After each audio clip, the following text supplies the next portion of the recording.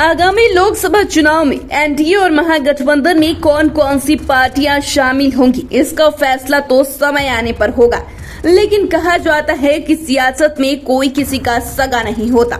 यहाँ कौन कब किसका दोस्त बन जाए और कौन कब किससे दोस्ती तोड़ ले, ये कहा नहीं जा सकता।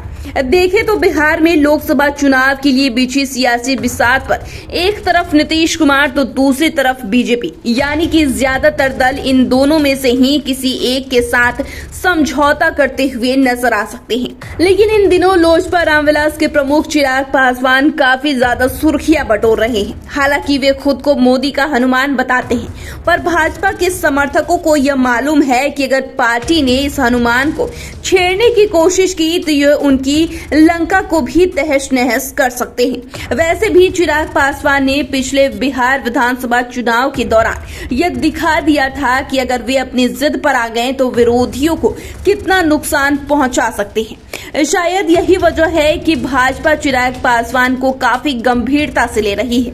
वैसे इन दिनों यह भी चर्चा है कि भाजपा 10 सीटों में सभी सहयोगियों को निपटाने की कोशिश करेगी। ऐसी स्थिति में लोजपा रामविलास के हिस्से में भी कम ही सीटें आ सकती हैं। ऐसे में चिराग पासवान भी काफी सोच विचार कर फैसला कर रहे हैं ताकि हड़बड़ी में उनकी पार्टी को चुनाव में कोई नुकसान नहीं हो जाए। वैसे भी उनकी पार्टी का बिहार में यह पहला लोकसभा चुनाव है। वहीं उनका यह भी कहना है कि वे रामविलास पासवान का असली उत्तराधिकारी हैं। इसका अर्थ यह है कि उन्हें भरोसा है कि दलितों का बड़ा वोट बैंक जो कभी लोजपा का समर्थन किया करते थे, अब वे लोजपा रामविलास का समर्थन करेंगे, जिसकी वजह से वे भी बड़ी सफलता हासिल कर अपने पिता रामविलास पासवान का नाम और बुलंद करना चाह रहे हैं। हालांकि जिस तरह से इनकी रैलियों में भीड़ उमड़ कर सामने आती है, इसके कारण भाजपा भी कहीं न कहीं चिराग पासवान को रामविलास पासवान का असली उत्तराधिकारी मान रही है। वहीं लोजपा रामविलास सुप्रीमो भी गठबंधन को लेकर कोई चर्चा करते हुए नजर नहीं आ रही। इसको देखते हुए भाजपा खेमा भी चिंतित होगा।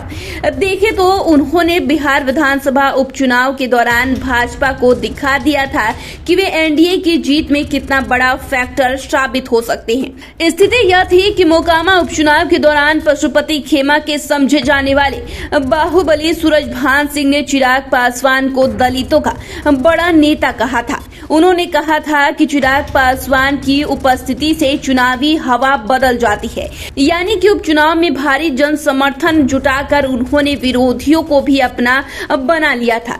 अगर मौजूदा समय की बात करें तो वे भाजपा पर अप्रत्यक्ष रूप से दबाव की राजनीति शुरू कर चुके हैं ताकि गठबंधन में किसी तरह से उन्हें सम्मानजनक सीटें मिले। शायद यही कारण है कि चिराग पासवान भले ही नीतीश कुमार के खिलाफ सख्त नजर आते हों, पर वे तेजस्वी यादव के प्रति नरम दिखते हैं। इसका एक छोटा सा उदाहरण इफ्तार पार्टी है, जहां चिराग पासवान ने नीतीश की पार्टी से किनारा किया, लेकिन तेजस्वी यादव के द्वारा आयोजित इफ्तार पार्टी में शामिल हुए।